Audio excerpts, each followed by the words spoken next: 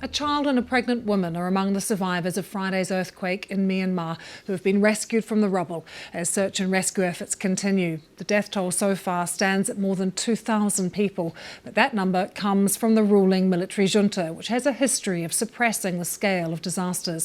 የማይናማር ወታደራዊ መንግስት የመሬት መንቀጥቀጥ ያስከተለውን ከፍተኛ ሰብአዊና ቁሳዊ ኪሳራን ተከትሎም ለአንድ ሳምንት የሚቆይ ብሔራዊ የሐዘን ቀን አውጇል።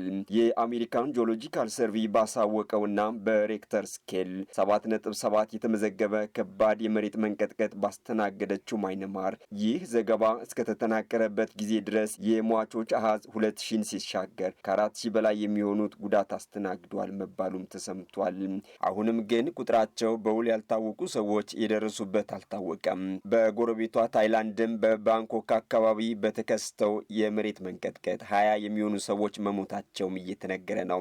አሁንም ግን የሟቾች ቁጥር ሊያሻቅብ ይችላል የተባለ ሲሆን በመሬት መንቀጥቀጡ ሳቢያ በተደረመሱ ህንጻዎች ውስጥ የህይወት አድን ስራው ቀጥሏልም ተብሏል።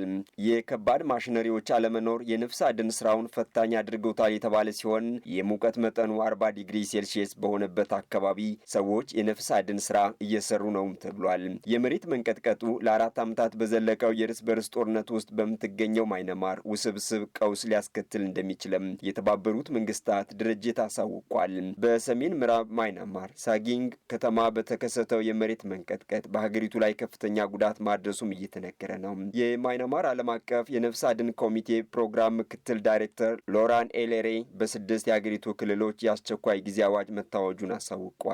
በመሬት መንቀጥቀጡ ምክንያት የደረሱ ጉዳቶች አገሪቱ ለውስብስብ ችግሮች ይዳረጓት መሆኑንም ተናግረዋል። ማንዳላይ በተባለች ከተማ ውስጥ ከሚገኙ ህንጻዎቹ 80 በመቶ የሚሆኑት ፈርሰዋልም ተብሏል።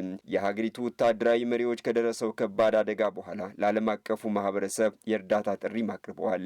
ሩሲያ፣ ህንድና ቻይና ደግሞ ከማይናማር ለቀረበው ጥሪ የመጀመሪያውን ምላሽ እንሰጣለን ያሉ ሀገራት ናቸው።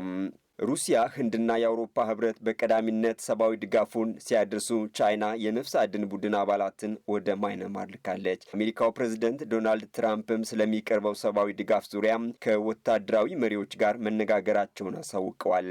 ፕሬዝዳንቱ በማይናማር የደረሰው አደጋ በጣም ከባድ በመሆኑ እንረዳቸዋለን ሲሉም ለጋዜጠኞቹ አስታውቀዋል። የዓለም ጤና ድርጅትም ተጠባቂ ድጋፍ ለመስጠት ዝግጁ መሆኑን ገልጿል። በማይናማር የደረሰው የመሬት መንቀጥቀጥ አደጋ የውድመት መጠኑ እስካሁን ምን ያክል እንደሆነ ግን የተባለ ነገር የለም። ዓለም አቀፍ መገናኛ ብዙሃንን በዋቢነት ተጠቅመናል።